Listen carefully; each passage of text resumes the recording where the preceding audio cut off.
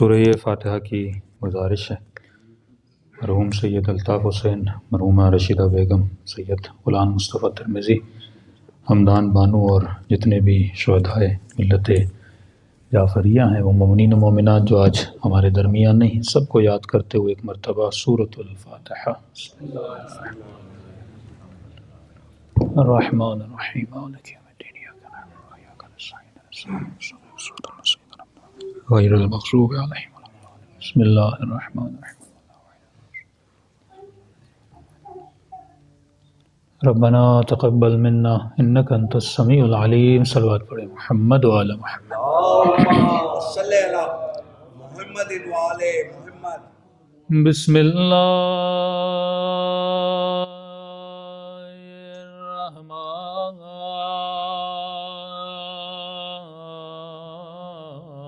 الرحیم۔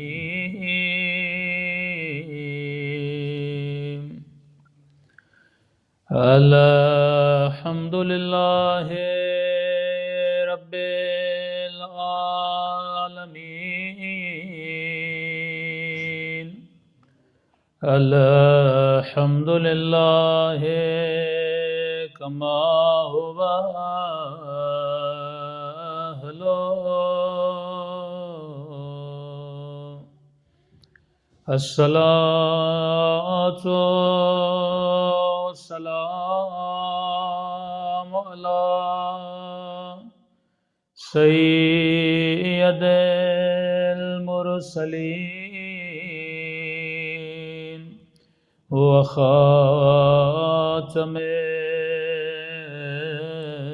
النبیین ابی القاسم محمد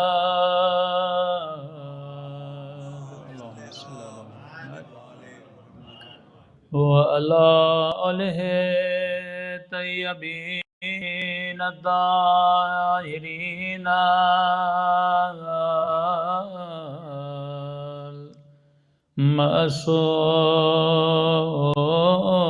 المعصومین۔ سب مل کے دعا امام زمان۔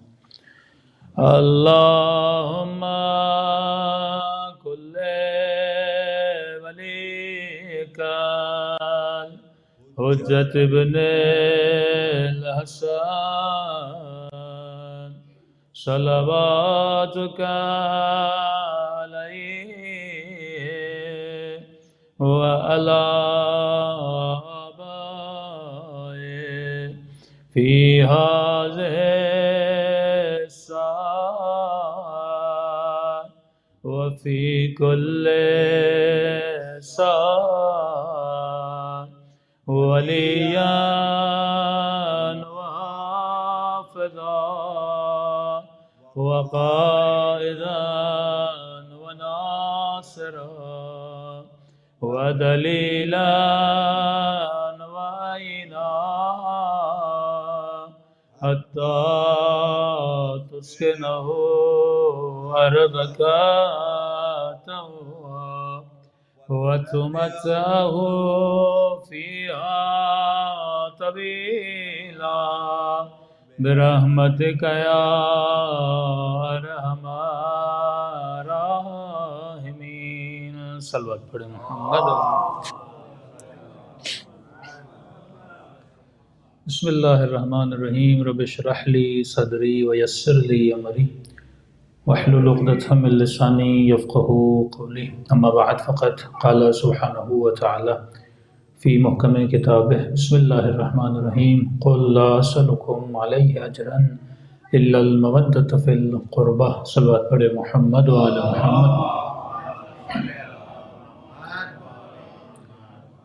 دعا ہے پروردگار عالم ہم سب کی عبادتوں کو اپنی بارگاہ میں قبول فرمائے، اور جس مقصد زندگی کی خاطر ان مجالس میں آتے ہیں، خدا ان مقاصد میں بھی ہم سب کو کامیابیاں، کامرانیاں نصیب فرما دیں۔ کل جو مومنین حاضر تھے مجلس میں، ہم نے عرض کیا کہ زندگی کا محور اور مقصد محبت پروردگار عالم ہے۔ جب تک ہم محبت کو نہیں سمجھتے تب تک ہماری زندگی کی جو حرکتیں ہیں، جو سمت ہے، وہ درست نہیں ہو سکتی۔ ہم زندگی میں جو کچھ بھی کرتے ہیں وہ محبت میں کرتے ہیں، وہ گناہ ہو، وہ عبادت ہو، وہ مجلس میں آنا ہو، وہ بزنس کا کرنا ہو۔ ایک اصطلاح بزنس میں بڑی مشہور ہے، کہتے ہیں کہ سیل وہیں ہوتی ہے جہاں ڈیمانڈ ہو۔ جب تک ڈیمانڈ نہیں تب تک سیل نہیں ہوتی۔ تو جب تک میرے وجود میں دین کی ڈیمانڈ نہیں تب تک دین کا کوئی خریدار بھی نہیں۔ کل شب ولادت تھی، مجمع تھا، تو 15 کی شب ڈیمانڈ ہے۔ اب وہ ڈیمانڈ امام حسن کی ولادت کی ہے یا کھانے کی ہے یا بڑی افطار کی ہے، تو وہ انسان پہ خود ڈیپینڈ ہے۔ محرم میں بہت مجمع ہوتا ہے، اس کے علاوہ مجمع کم ہو جاتے ہیں۔ تو جب تک وجود میں کسی چیز کی ڈیمانڈ نہیں تب تک میں اس چیز کے پیچھے دوڑتا نہیں ہوں۔ یہ نہیں کہ خدا دشمن مال ہے، یہ نہیں کہ خدا دشمن دنیا ہے، کہ بعض اوقات کچھ لوگ کہتے ہیں مولانا ہم ممبر سے اتنا سنتے ہیں کہ مولا علی نے دنیا کو 3 طلاقیں دی، دنیا ایسی ہے، دنیا ویسی ہے، تو پھر اس دنیا میں ہمیں بھیجا کیوں ہے؟ اگر دنیا بری تھی تو پھر دنیا میں بھیجا کیوں گیا؟ ہر وہ شے جسے خدا نے خلق کیا ہے وہ بری ہو ہی نہیں سکتی۔ زمین کا خالق کون ہے؟ پروردگار عالم ہے۔ دنیا کس چیز کا نام ہے؟ دنیا درخت کا نام ہے، دنیا سیب کا نام ہے، یہ پھل، یہ پودے، یہ جو چیز بھی آپ دیکھ رہے ہیں یہ کیا ہے؟ یہ دنیا ہے۔ دنیا بری نہیں ہے، ہماری سلیکشن یا بری ہوتی ہے یا اچھی ہوتی ہے۔ مثال کے طور پہ بولا جائے کہ مولانا پیسہ برا ہے یا اچھا ہے؟ پیسہ برا نہیں ہوتا۔ آپ کے ہاتھ میں مثلا 100 پاؤنڈ ہے، اب سوال یہ ہے آپ اس 100 پاؤنڈ کو انویسٹ کہاں پہ کر رہے ہیں؟ میں اس 100 پاؤنڈ سے ایک مومن کی افطاری بھی کروا سکتا ہوں، میں 100 پاؤنڈ سے کسی برہنہ آدمی کے بدن پر لباس بھی دلوا سکتا ہوں، میں اسی 100 پاؤنڈ کو کوئی انسان کربلا جا رہا ہے مولا حسین کی زیارت کی مدد کی خاطر اسے دے سکتا ہوں، میں اسی 100 پاؤنڈ سے نظر امام حسین بھی کر سکتا ہوں، لیکن میں اسی 100 پاؤنڈ سے شراب کی بوتل بھی لے سکتا ہوں۔ تو 100 پاؤنڈ برا نہیں ہے، آپ اسے استعمال کہاں پہ کر رہے ہو؟ یہ چیز بری ہوتی اور اچھی ہوتی ہے۔ آپ کی سلیکشن کیا ہے؟ 70 سال کی زندگی بری اور اچھی نہیں ہے، یہ لمحے جو خدا آپ کو دیتا ہے یہ برے اور اچھے نہیں ہیں، یہ ٹائم جو پروردگار عالم نے آپ کو دیا ہے یہ برے اور اچھا نہیں ہوتا، یہ سانسیں جو آپ لے رہے ہیں یہ بری اور اچھی نہیں ہیں۔ سوال یہ ہے کیا یہ سانسیں حسین کی مجلس میں گزار رہے ہو یا محفل گناہ میں گزار رہے ہو؟ وہ برا اور اچھا ہوتا ہے۔ تو بیسک چیز جو تمہارے وجود میں ہے وہ تمہاری سلیکشن ہے کہ تم کس چیز کو سلیکٹ کر رہے ہو۔ اب سوال یہ پیدا ہوتا ہے کہ اگر میں کسی چیز کو سلیکٹ کر رہا ہوں تو اس سلیکشن کے پیچھے اسباب کیا ہیں؟ وہ کون سے ایموشنز ہیں، وہ کون سی نالج ہے، وہ کون سا علم ہے جس کے تحت میں سلیکٹ کرتا ہوں؟ مثلا سیاسی پارٹیوں میں چلے جائیں، آج کل سیاسی ماحول بڑا گرم ہے، کوئی انسان نواز شریف کو سلیکٹ کر رہا ہے، یا آپ اپنے یو کے میں آ جائیں، مختلف پارٹیز ہیں، کوئی اپوزیشن ہوگی، کوئی صاحب اقتدار ہوں گی۔ ایون جب میں ووٹ ڈالنے جاتا ہوں، جب میں کسی کو سلیکٹ کر رہا ہوں تو سلیکٹ کرنے کی وجہ کیا ہے، اس کے اسباب کیا ہیں؟ کہ کوئی انسان خان کی طرف ہے، کوئی شریف کی طرف ہے، کوئی مثلا زرداری کی طرف ہے، کوئی کسی کی طرف ہے۔ یہی معاملہ کوفے میں تھا، کوئی یزید کو سلیکٹ کر رہا تھا، کوئی حسین کو سلیکٹ کر رہا تھا، اور یہی معاملہ رسول خدا کے جانے کے بعد تھا۔ آج جھگڑا امت کا کس بات پر؟ اسی بات پر ہے نا کہ ہم کہتے ہیں ہم رسول خدا کے بعد علی ابن ابی طالب کو سلیکٹ کرنا چاہتے ہیں۔ صلوات پڑھے محمد علیہ۔ اور مد مقابل کے لوگ کہتے ہیں نہیں ہم علی کو پہلے نمبر پہ سلیکٹ نہیں کرنا چاہتے، ہم چوتھے نمبر پہ لاتے ہیں۔ تو سوال، آج کی امت تو سلیکٹ کرتی نہیں ہے نا، آج کا مسلم اسی کو سلیکٹ کرتا ہے جو پہلے سے سلیکٹڈ ہے، لیکن ہم مذہب اہل بیت میں سلیکٹڈ کو سلیکٹ نہیں کرتے۔ ہمیں اسلام کہتا ہے اپنی عقل کے ترازو میں تولو کہ کیا وہ اس قابل تھے کہ مسند رسول پر بیٹھیں یا نہ بیٹھیں۔ ہمارا تو کھلا چیلنج ہے کہ اگر ہم نے علی ابن ابی طالب کو اپنا پہلا امام بنایا ہے تو عقل کے ترازو میں بنایا ہے۔ آج تمہاری عقل مانتی ہے تو علی کو ایکسیپٹ کرو، اور اگر تم یہ کہتے ہو میں علی کو پہلے نمبر پر ماننے کے لیے تیار نہیں ہوں تو جواز عقل ہونا چاہیے، جواز اپنی پسند یا آبا و اجداد کی پسند نہیں ہونی چاہیے کہ فلاں مولوی، فلاں مفتی، فلاں امام کو پسند نہیں تھا کہ علی پہلے امام رہے۔ سوال یہ ہے کہ تمہاری عقل علی کو تسلیم کرتی ہے کہ نہیں کرتی، کیونکہ یہ مکتب عقل ہے، مکتب نقل نہیں ہے۔ تم انسان ہو اور اللہ نے تجھے انسان بنایا ہے. تو سوال یہ ہے جب میں سلیکٹ کرتا ہوں تو سلیکٹ کرنے کے پیچھے اسباب کیا ہیں؟ ایک انسان اس $100 کو امام حسین کی مجلس میں خرچ کرتا ہے اور دوسرا انسان اسی $100 کو شراب پینے میں اور گناہ کی محفل میں خرچ کرتا ہے. سوال یہ ہے اگر یہ حسین کی محفل میں خرچ کر رہا ہے تو اس کے پیچھے اسباب کیا ہیں؟ اور اگر یہ گناہ کی محفل میں خرچ کر رہا ہے تو اس کے پیچھے اسباب کیا ہیں؟ جب یہ ووٹ ڈالنے جاتا ہے، یہ فلاں سیاسی پارٹی کا ووٹ دے رہا ہے، اس کے پیچھے اسباب کیا ہیں؟ جبکہ اسے پتا ہے کہ اس بندے میں برائیاں ہیں، خامیاں ہیں، یہ گنہگار ہے، لیکن پھر بھی اس کو سلیکٹ کرتا ہے. تو فرماتے ہیں ان سب کے پیچھے ایک ہی سبب ہے، جس سبب کا نام ہے محبت. اب محبت یا رانگ ہوتی ہے یا رائٹ ہوتی ہے، یہ کس کا کام ہے؟ ہمیں صحیح محبتوں کے میدان میں لے جائے، یہ اہل بیت علیہ الصلوۃ والسلام کا کام ہے. یہ کس کا کام ہے؟ ہمیں رانگ اور غلط محبتوں سے نکالے، یہ اہل بیت علیہ الصلوۃ والسلام کا کام ہے. بچپن سے جب بچہ بڑا ہوتا ہے تو میرا کام یہ ہے میں اس کے دل میں صحیح محبت ڈالوں. دشمن، یہ زمانہ سافٹ ویئر کا زمانہ ہے، ہارڈ ویئر کا زمانہ نہیں ہے. سافٹ ویئر کا مطلب کیا ہے؟ فرمایا کہ پہلے زمانے میں یہ تھا کہ لوگوں کے ہاتھوں میں زنجیریں ڈال کے انسان کو غلام بنا دیا جائے، لیکن یہ وہ زمانہ نہیں، کیونکہ آج کوئی انسان یہ پسند نہیں کرے گا کہ میرے ہاتھ میں زنجیر ہو اور وہ آپ کی غلامی کرے. غلامی کسی کو پسند نہیں ہوتی، نہ ہی غلامی کا نعرہ کسی کو پسند ہوتا ہے.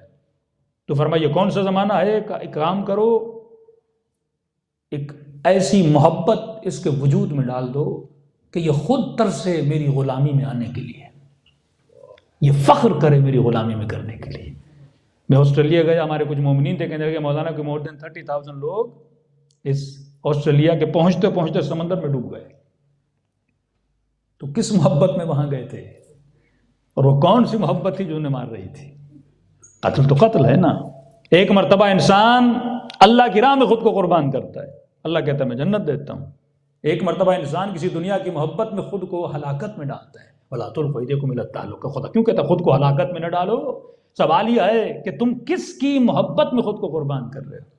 یہ قدم تو قدم ہے نا. آپ اپنے گھر سے پیدل چل کے اسکول کی طرف جائیں، اپنے گھر سے پیدل چل کے دکان سے کوئی دوائی لینے جائیں، آپ کے چلنے میں کوئی نعمت نہیں ہے، کوئی ثواب نہیں ہے، کوئی اجر نہیں ہے، لیکن یہی قدم ہیں، یہی گوشت ہے، یہی ٹانگیں ہیں، یہی ہڈیاں ہیں. اگر کوفے سے پیدل چل کے انسان کربلا جاتا ہے تو مولا فرماتے تمہارے قدموں کی خاک سے ملائک اپنے پروں کو مس کرتے ہوئے نظر آتے ہیں. قدم تو وہی ہیں، نہ رنگ بدلا، نہ خون بدلا، نہ قدم بدلے، نہ انرجی بدلی، صرف آپ کی سلیکشن بدل گئی کہ آپ کس سمت میں جا رہے ہو. اگر سمت بندے کی صحیح، اگر سلیکشن صحیح ہے تو اللہ کیا کرتا ہے؟ اجر دیتا ہے. ایک بندہ روزہ رکھ رہا ہے لیکن اپنے لیے عذاب جمع کر رہا ہے، اور ایک بندہ مستحب روزہ رکھ کے اپنے لیے ثواب جمع کر رہا ہے. نیت کیا ہے؟ تو روزہ رکھ کس لیے رہا ہے؟ تو نماز پڑھ کس لیے رہا ہے؟ نمازی تو لشکر حسین میں بھی تھے، نمازی تو لشکر یزید میں بھی تھے، لیکن ایک نماز پڑھ رہے تھے اور لعنتوں کو جمع کر رہے تھے، اور لشکر حسین والے نماز پڑھ رہے تھے اور اللہ کی رحمتوں کو جمع کر رہے تھے. تو کس کی محبت میں تو نماز پڑھ رہا ہے؟ تو بیسک جو ہماری زندگی کا مطلب اور مقصد ہے، جو سمجھنے میں ہم لوگوں نے بہت کوتاہی کی ہے، وہ محبت ہے کہ میں کس کی محبت کو جمع کر رہا ہوں. اب محبت جمع کرنے کے کچھ روٹس ہیں. محبت آتی کیسے میرے دل میں؟ چند روٹس ہیں. آنکھوں کے ذریعے، کانوں کے ذریعے، گفتگو کے ذریعے. محبتوں کے یہ روٹس ہیں، یہ وہ ٹول ہیں جہاں سے محبت جمع ہوتی ہے. آپ کوئی کتاب پڑھتے ہیں، اچھا جملہ، اچھا فقرہ آپ کو اچھا لگتا ہے، اس رائٹر سے کیا ہو جاتی ہے؟ محبت ہو جاتی ہے. آپ کوئی فلم دیکھتے ہیں آنکھوں کے ذریعے، کوئی خوبصورت منظر، کوئی خوبصورت سین، کسی کی بہادری دیکھتے ہیں، اس سے آپ کو کیا ہو جاتی ہے؟ محبت ہو جاتی ہے. فرماتے ہیں جس طرح خدا اپنے امام بھیجتا ہے، اسی طرح شیطان بھی اپنے امام بھیجتا ہے. اگر آج آپ سے سوال کروں کہ شیطان کا نبی کون ہے، شیطان کا امام کون ہے، آپ نے کہا الہی امام مولا علی ہے، امام حسن ہے، امام حسین ہے. ان کی زندگی کا پورا مقصد یہ ہے کہ آپ کے دل میں ایک کی محبت کو ڈالا جائے. وہ کس کی محبت ہے؟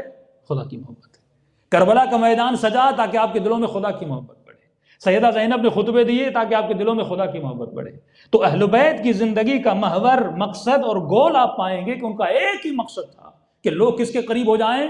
پروردگار عالم. دعائے عرفہ آپ پڑھتے ہیں، اس میں مولا حسین کس کی محبت دلا رہے ہیں؟ صحیفہ سجادیہ، دعائے شعبانیہ، یہ تمام تر جملے کس کی محبت بڑھا رہے ہیں؟ پروردگار عالم کی محبت. اب شیطان کا مقصد کیا ہے؟ کہ وہ اپنی محبت کو بڑھائے. اس کا بھی تو کوئی امام ہوگا. اس کا بھی تو کوئی نبی ہوگا جس کے ذریعے شیطان اپنی محبتوں کو بڑھاتا ہے. تو علماء فرماتے ہیں شیطان کا امام یہ ہالی ووڈ اور بالی ووڈ ہے. ہاں یہ شیطان کے امام ہیں، یہ ائمۃ الکفر ہیں. ائمہ کا کام کیا ہوتا ہے کہ آپ کے دل میں کس کی جو اگینسٹ اللہ کے حکام کے خلاف جو باتیں ہیں اور اس کے ذرائع کیا ہیں، یہی چیزیں جو اللہ نے دی ہیں انہی کو یہ ذریعہ بناتا ہے. دیکھیے خدا نہ شہوت کا دشمن ہے، خدا نہ کھانے کا دشمن ہے. جتنی اگر شہوت بری چیز ہوتی تو خدا انسان کو نہ دیتا. اگر مال بری چیز ہوتا تو امرار معاش کے لیے انسان مال کے پیچھے نہ جاتا. کبھی کبھی یہ فرمایا الشیخ فی عیالہ کالنبی فی امتہ، جو انسان اپنے بیوی بچوں کے لیے کمانے جاتا ہے اور دن رات وہ انسان محنت کرتا ہے رزق حلال کی تلاش میں، اس کی مثال ایسے ہے جیسے نبی اپنی امت میں تبلیغ کر رہا ہے. آپ ایک نبی بن کے باہر نکلتے ہیں. اور یہاں تک فرمایا جب ایک مزدور مزدوری کرنے کے بعد رسول خدا کی خدمت میں آتا ہے اور سلام عرض کرتا ہے، اس کے ناخنوں پر مزدوری گھر بناتا تھا، اینٹوں کا کام کرتا تھا، مٹی میں اس کا زیادہ کام رہتا تھا، اس کے ہاتھوں پہ مٹی لگی ہوئی تھی. فرماتے رسول خدا نے اس کے ہاتھ سے مٹی اتار کر اس مٹی کا بوسہ لیا اور فرمایا مزدور جب مزدوری کرتا ہے اور اس کے وجود سے رزق حلال کی تلاش میں بدن سے جو پسینے کے قطرے کرتے ہیں، یہ پسینے کے قطرے نہیں، یہ تسبیح الہی کے دانے ہیں جو چل رہے ہیں. تسبیح صرف یہ نہیں جو آپ ہاتھ میں اٹھا کے تسبیح کرتے ہیں. سوال یہ ہے میں کس کی محبت میں نکلا ہوں. پوری زندگی کا مقصد یہی ہے کہ آپ کے دل میں محبت کس کی ہے. میں نے کہا اگر کوئی مولا حسین کو قتل کر رہا تھا وہ بھی محبت میں، اور اگر کوئی اپنی جان کو حسین پہ قربان کر رہا تھا وہ بھی محبت میں. بس فرق یہ ہے کسی کی محبت غلط تھی، کسی کی محبت صحیح تھی. تو ہمیں یہ ڈائریکشن دینی ہے اپنے بچوں کو، اپنے جوانوں کو، اپنی نسلوں کو کہ تمہیں صحیح محبت کی ڈائریکشن میں چلنا ہے. جب ہم جوان ہوتے ہیں اپنے گھر سے نکلتے ہیں تو غلط محبتوں میں، کبھی قوم پرستی کی محبت میں، کبھی لسانیت کی محبت میں، کبھی ذات کی محبت میں، کبھی شہوت کی محبت. تو دین کا کام یہ ہے، دین محبتوں کا دشمن نہیں ہے. دین کہتا محبتوں کو تعادل میں رکھو، ایک بیچ کے راستے میں چلاؤ. مثال دوں فرق حیوان اور انسان کیا ہے. دیکھیے جب بھوک انسان کو بھی لگتی ہے، بھوک ایک بھینس کو بھی لگتی ہے، لیکن فرق کیا ہے؟ اللہ فرق بتانا چاہتا ہے کہ وَلْيَنْظُرُ الْإِنسَانُ إِلَىٰ طَعَامِهِ، تو انسان ہے. انسان جب کھانا کھاؤ تو دیکھ کر کھاؤ. ہے کوئی انسان جو آنکھیں بند کر کے کھانا کھائے؟ آپ میں سے ہے کوئی جو سفرے پر بیٹھے اور آنکھیں بند ہو اور نوالے پہ نوالے لیتا جائے؟ جبکہ سارے انسان جب کھانا کھاتے ہیں تو کھانے کو دیکھ کر کھاتے ہیں. پھر یہ کہنے کی ضرورت کیا پڑی کہ انسان جب کھانا کھاؤ تو دیکھ کر کھاؤ؟ اللہ کچھ اور کہنا چاہتا ہے، غور و فکر کروانا چاہتا ہے. دیکھیے بھوک ایک بھینس کو بھی لگتی ہے، گدھے کو بھی لگتی ہے، بھوک ایک انسان کو بھی لگتی ہے. لیکن فرق یہ ہے جب بھینس کو بھوک لگتی ہے وہ اپنی بھوک کو بجھانے کے لیے جہاں اسے کھانا ملا وہاں وہ کھانا شروع ہو جاتی ہے. اب اسے یہ تمیز اور فرق نہیں ہے کہ یہ زمین میرے اپنے مالک کی ہے یا زمین کسی اور کی ہے.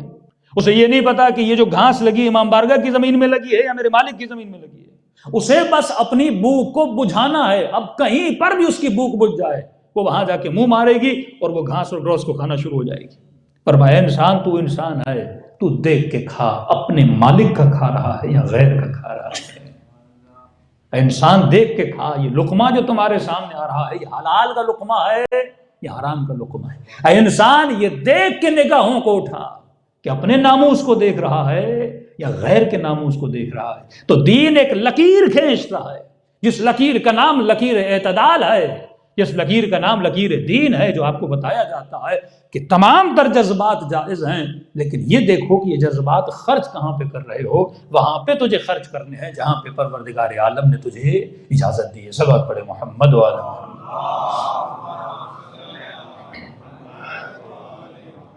وَعَجِّلْ فَرْجَهُمْ. اب یہاں پہ ایک سوال اور اس کی تشریح میں کل جائیں گے کہ ہر بندہ مجلس کے آخر میں ایک دعا کرتا ہے. وہ کسی بھی مسلمان کی محفل میں چلے جائیں، وہ سعودی عرب کا مفتی ہو، وہ پاکستان کا مولوی ہو، وہ عام سا مسلمان ہو، ایک ہی دعا کرتا ہے کہ خدا مجھے جنت نصیب فرما. ہر بندہ یہ دعا کرتا ہے. لیکن کبھی سوچا یہ جنت ہے کیا؟ جنت میں ایسا کیا ہے کہ ہر بندہ جنت میں جانے کی خواہش رکھ کے بیٹھا ہے؟ مطلب قاتل بھی جنت میں جانا چاہتا ہے، مقتول بھی شہید ہوا کیونکہ جنت کی خواہش تھی. تو یہ جنت ہے کیا؟ تو عام کسی مفتی اور مولوی سے پوچھئے کہ مفتی صاحب یہ جنت کیا ہے، تو جواب کیا دیتے ہیں؟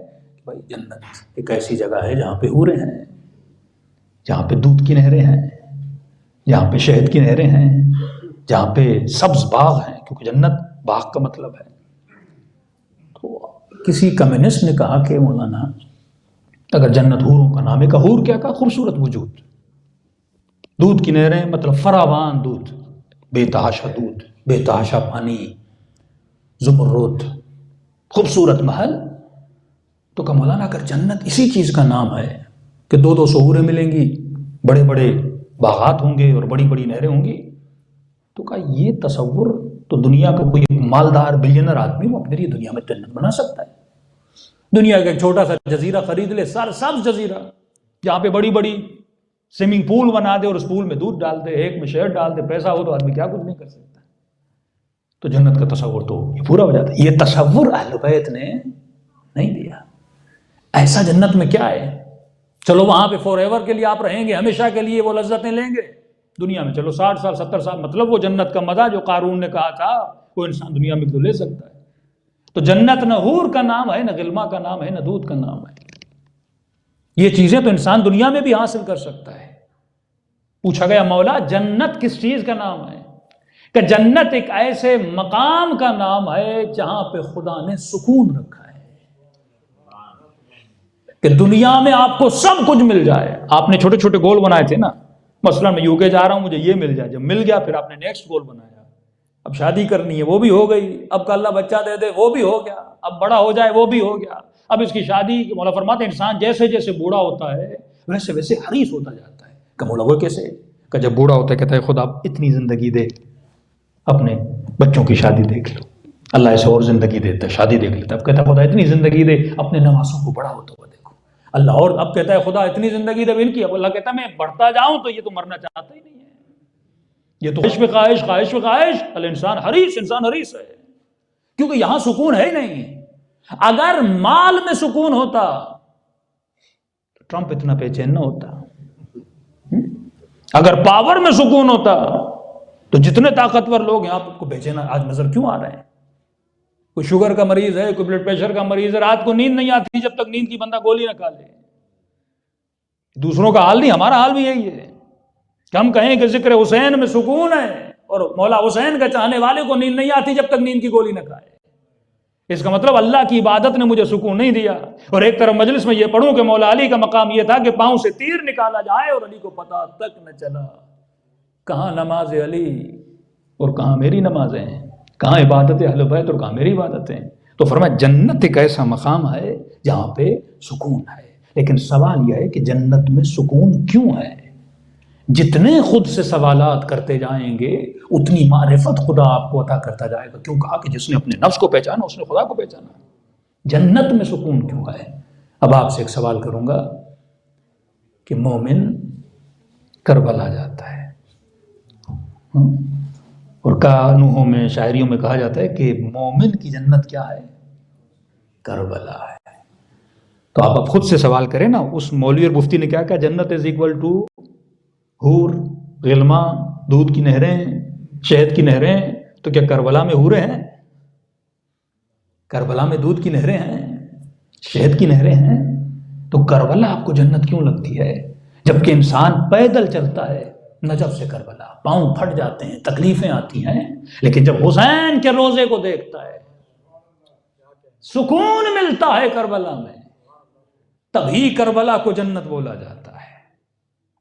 اب دوسرا سوال یہیں پہ کھڑا ہے کہ ایک بندہ وہ ہے جو زحمتیں اٹھا کر پورے سال کی کنجی کمائی جمع کر کے پیدل بھی جانے کے لیے تیار ہے، بائی روڈ جانے کے لیے تیار، اتنی تکلیفیں اٹھا کر کہ بس میں حسین کے روزے کو دیکھوں. اور کیوں جا رہے ہو؟ کہ مولا حسین کے روزے کو دیکھنے کے بعد مجھے سکون ملتا ہے. لیکن ایک وہ بھی ہے جو حسین کے روزے کو دیکھتا ہے اسے سکون نہیں ملتا. وہ تو کہتا ہے جو دیکھنے آئے میں ان کو بھی قتل کر دوں. اس نے سامرہ کے روزوں کو اڑا دیا، اس نے پوری کوشش کی کہ سیدہ زینب کے روزے کو گرایا جائے. ایسا کیا ہے کہ مجھے حسین کے روزے سے سکون مل رہا ہے؟ لیکن دوسرا وہ ہے جو حسین کے روزے کو دیکھتا ہے وہ آگ بگولا ہو جاتا ہے. ایک وہ ہے جو مجلس اعزاء میں آتا ہے سکون لیتا ہے، دوسرا وہ ہے کہتا ہے نہیں، وہ جلوس کو دیکھنا پسند نہیں کرتا، اس کا چہرہ بگڑ جاتا ہے. کیوں؟ فرمایا کہ مومن کی شناس تب ہوتی ہے دیکھنا کہ ذکر علی سے چہرہ کھلتا ہے کہ نہیں. ایک ہی ذکر ہے کسی کے چہرے کو بگاڑ دیتا ہے، کسی کے چہرے کو کھلا دیتا ہے. تو اگر کربلا میں سکون ہوتا تو ہر کسی کے لیے ہوتا. میرے لیے سکون ہے، دوسرے کے لیے کیوں نہیں؟ ایک وہابی کو سکون کیوں نہیں ملتا؟ ایک مسلمان جو صلی اللہ علیہ کہ یا رسول اللہ کہنے کے لیے ترستا ہے کہ مجھے رسول کا گنبد نظر آ جائے، اور اسے ڈنڈیاں مار کے رسول کے روزے سے دور کر دیا جاتا ہے. ایک بندہ ترس رہا ہے دیکھنے کے لیے اور دوسرا ہٹا رہا ہے اس کو وہاں سے. تو ہر چیز کا دار و مدار محبت ہے. تجھے حسین سے سکون اس لیے ملتا ہے کیونکہ تیرے دل میں خدا نے حسین کی محبت رکھی ہے، اور اسے سکون اس لیے نہیں مل رہا کیونکہ اس کے دل میں آقا حسین کی محبت نہیں ہے. تو اصل سکون جو خدا نے رکھا ہے وہ محبت میں رکھا ہے کہ جب اپنے بیٹے کو سینے سے لگاتے ہو تو چین ملتا ہے، جب اپنا بیٹا روتا ہے تو پریشان ہو جاتے ہو، لیکن جب پڑوس کا بچہ روتا ہے تو تجھے نیند نہیں آتی کہ اس کو چپ کیوں نہیں کروایا جاتا. لیکن یہی احساس اور یہی فیلنگ تمہارے اپنے بچے کے لیے نہیں ہوتی کیونکہ تجھے اپنے بچے سے کیا ہے؟ محبت ہے. اب یہ محبت جب بڑھتی ہے تو ایمان بڑھتا ہے. اگر میری محبت صرف میرے بچے کے لیے ہے تو سیلفش ہے. اپنے بچے سے محبت تو حیوان بھی کرتا ہے، لیکن علی کی طرح جب کوفے کے یتیموں سے محبت کرو، جب اپنے سفرے سے کھانا اٹھا کر کسی یتیم کو وہ کھانا کھلاؤ. کہ جب رسول گھر آتے ہیں تو بدن پہ لباس نہیں تھا، رسول خدا نے دشتاشے کی جگہ پر بوری پہنی ہوئی تھی. جناب خدیجہ نے پوچھا کہ اللہ کے حبیب آپ کا دشتاشا لباس کہاں گیا؟ کہ میں سارا مال فقراء میں تقسیم کر کے آ رہا تھا، مجھے گلی میں ایک فقیر ملا جس کے بدن پر قمیص نہیں تھی. میں نے کہا میں تو گھر جا کے قمیص بدل لوں گا، لیکن اس کے بدن پہ ایک کپڑا پہننا ہوں. اس چیز کا نام ایمان ہے. جب ہماری محبتیں بڑھ جائیں، اپنے اولاد سے نکل کر ہم خلق خدا کی محبت میں آ جائیں، جب ہمارے وجود میں ایثار اور قربانی کا جذبہ پیدا ہو جائے. نماز مولا حسین کی مدینے میں بچی ہوئی تھی. مولا حسین کی ماں بہنوں کے پردے بچے ہوئے تھے، لیکن وہ کربلا چلے. کیوں؟ تاکہ کسی اور کا پردہ بچ جائے، تاکہ کسی اور کا دین بچ جائے. اگر مولا مدینے میں رہتے تو کبھی سکینہ پیاسی نہ ہوتی، لیکن مولا کربلا ہے کہ میری سکینہ چند دنوں کے لیے اگر پیاسی رہتی ہے تو رہ جائے، لیکن اس کائنات کو میں ابدی پیاس سے بچا لوں. تو جب یہ احساس انسان کا بڑھتا ہے کہ مولا حسین سے پوچھا کہ مولا لذت روحانی اور لذت حیوانی کا فرق کیا ہے؟ بہت پیارا جملہ، اگر اس کو سنہری جملوں سے لکھا جائے تو کم نہیں ہے. فرمایا جو صرف کھا کر مزہ لے یہ ابھی تک حیوان ہے، لیکن جو کھلا کر مزہ لے یہ انسانی لذت پہ آ چکا ہے، کیونکہ یہ روحانی لذت ہے. کل آپ نے کھانا کھایا، اگلے سال بھول جاؤ گے اس کھانے کا ذائقہ کیا تھا. لیکن اگر کسی غریب کسی یتیم کو کھانا کھلاؤ گے 2 سال کے بعد بھی سوچو گے وہ لذت ابھی تک کیا ہوگی؟ باقی ہوگی.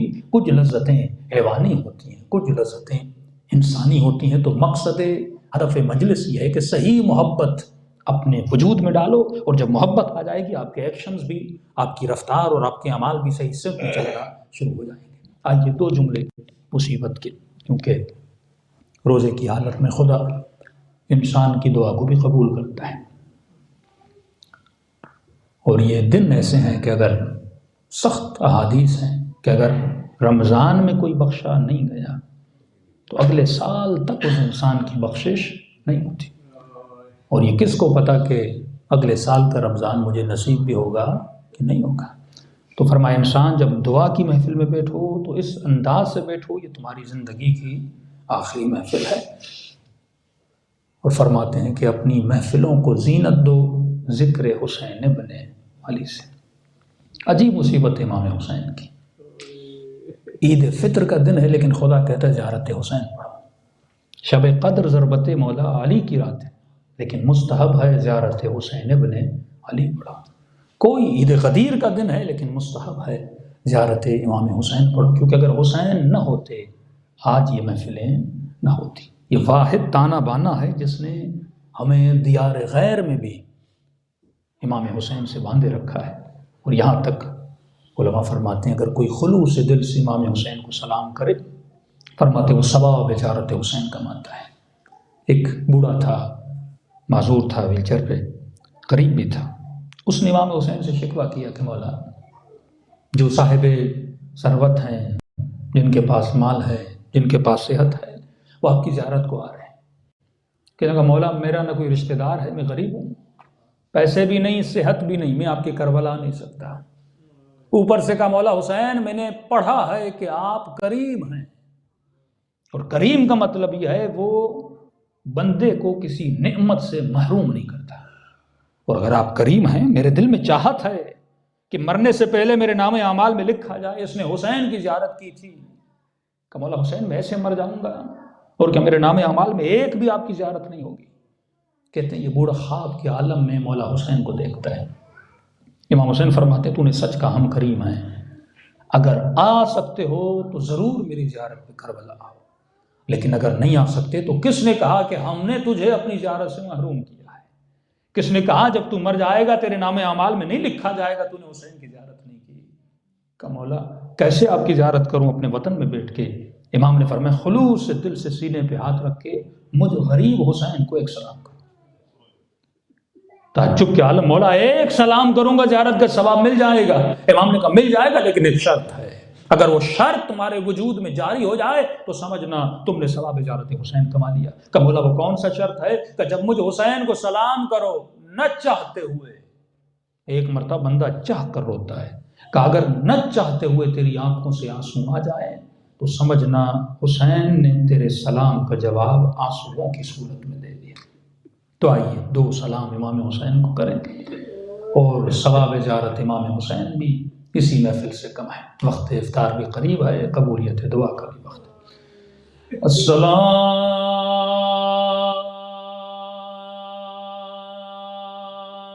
علی الحسین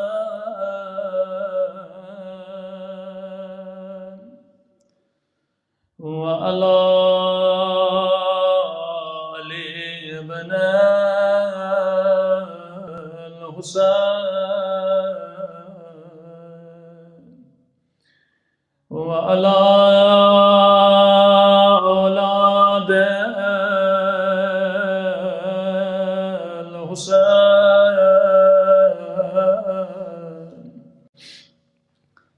میرا سلام ہو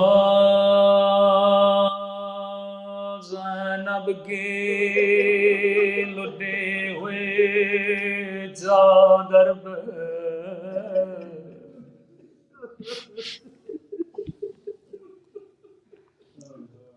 یہ سلام میرے سلام نہیں، امام زمانہ کے سلام ہے۔